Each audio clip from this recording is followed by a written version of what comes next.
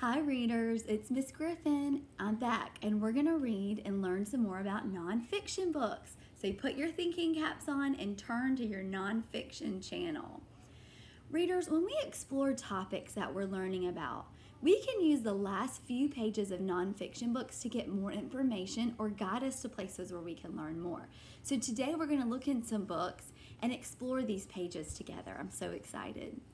Guys, have you ever read a nonfiction book and when you were done reading the main part of the book, you felt curious and you wanted to learn more about that topic? Yeah, that happens to me all the time, and guess what? Writers know that. So they add extra information that sometimes is in the form of additional illustrations or maps. They might add charts or diagrams, more information, or titles of books or websites where you can do some more learning yourself. We have not read this story yet, but we're going to. It's called I See a Kookaburra, Discovering Animal Habitats Around the World by Steve Jenkins and Robin Page. This book is about all different kind of animals and habitats that you find around the world. There are some animals in here that I have never heard of. When I read this book, I noticed two. I said, what in the world are those? And Steve Jenkins and Robin Page, they knew you weren't going to know every animal. So they added this really cool section in the back of the book. Here's the last page of the story. And then this cool section is added where it's pages of information about the animals you probably don't know anything about. So one animal that was in the story that I thought, what in the world is that? It's called a javelina. It's right here. So they wrote about what it is. The javelina, or collared peccary, gets its name from its razor-sharp tusks. Javelina is Spanish for spear. This, reflective of the pig, stands 2 feet tall and weighs about 50 pounds. It lives in groups of 10 to 50 animals. The javelina has poor eyesight, but it's a very good sense of smell. It can smell roots that they want to eat that are several feet under the ground. Then they use their hooves and tusks and dig them up. The javelina eats just about anything, including seeds, nuts, roots, fruit, insects, and reptiles. This animal has a very strong odor and is often smelled before it's seen by other animals. It has a strong smell. Wow, I knew nothing about a javelina, and now I know a lot about it because the authors added this cool section. The other one was called a kangaroo rat. You see it right here? So they have the illustration of it, and then they wrote about what it is. The kangaroo rat comes out of its burrow in the evening. It's a small rodent with a body 3 to 4 inches long and a tail that's 1.5 times as long as its body. That really makes me be able to have a mind movie about this animal. Its tail's longer than its body. The kangaroo rat hops on its back legs and can move very quickly. I guess that's why it's called a kangaroo rat. It has large furry feet that help it jump in loose sandy soil. This rat eats seeds and grasses and can go its entire life without drinking water. Cool facts. I'm so glad that the author and illustrator of this book added this cool section. Now I can understand the story better and I know more about this topic. Something else cool that they added in the back is this awesome map.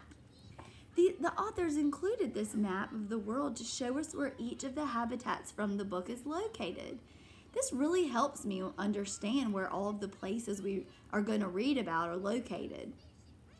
So if I come to a part and I don't know, when I read this book and I come to a part I don't know, I can look back at this cool map and it'll help me understand. It's so cool. If I want to learn more about if I want to learn more about some of what we read, the author gives the names of some books that I can read and find out more information on my own. This section down here is called Additional Reading. So some books I could find out on my own are Animal, Great American Deserts, Animal Kingdom, The Way Nature Works, The Animal Atlas, Explore a Tropical Forest. How cool is that? I bet if I was interested in knowing more about a rainforest, I could read Explore a Tropical Forest. The authors included this additional reading so that I can do some more of my own reading. That is so awesome. Okay, so let's take a look at a few other books that we've read and think about why the author included this extra information in the back of the books. Do you remember when we read What We Wear, Dressing Up Around the World? Yeah, we read it a couple weeks back. Well, in the very back of this book, the author put a map. That's right. See, look closely at the map. I want you to think for a minute. Why do you think the author has this map? Pull out your whisper turtle and tell them now.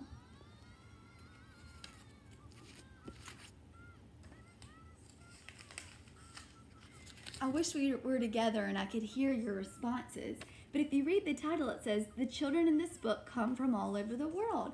Wow, this map helps me understand where the children are from in these different countries. So cool. I'm so glad that the author added that extra information. Let's look and see if there's anything else in the back of this nonfiction book. It says, discover different cultures. Visit a folk festival. Check out a museum. Ask about clothes of the past. Pull out your whisper turtle and tell them, why do you think the author added these sections in the book?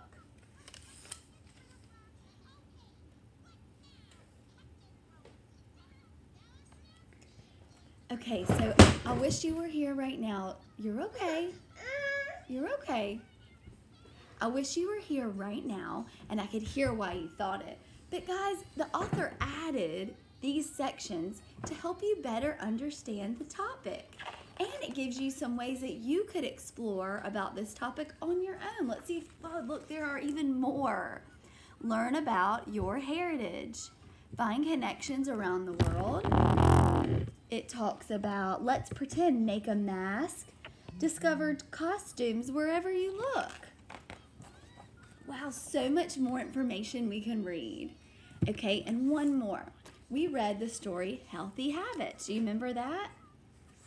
On page 23, the author added read more, so more books you could read about what? Healthy habits. They also put internet sites.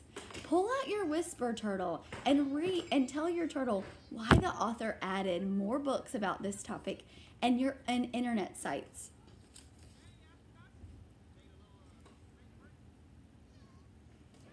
Guys, I'm not there to hear what you're saying, but I bet you're saying that they added this more information so you could do your own research if you were curious about this topic. So cool. And here it is if you want to look at, go on the website yourself. www.facthound.com. Super cool stuff. capstonekids.com. If you did want to check out those websites and learn more about healthy habits. So guys, as we read and explore new nonfiction topics, sometimes we're left wondering, we're left with wonderings. That means you're still curious about something and we want to learn more. So what do the writers do?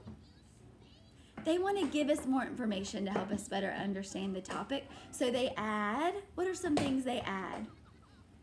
More illustrations, maps, charts, other books you can look for, websites, yeah, diagrams, and they're usually in the back of the book. It's important for us to notice and learn from the extras that nonfiction writers give us. So remember, that's also something special about nonfiction is it has these extra parts of the book. They not only help us learn, but they are also fun to read and discover and enjoy. So if you read a nonfiction book today, check out the back of the book and see if there are any more cool resources that you could do your own research. Okay, everybody, kiss your brain, and I'll see you next time. Bye.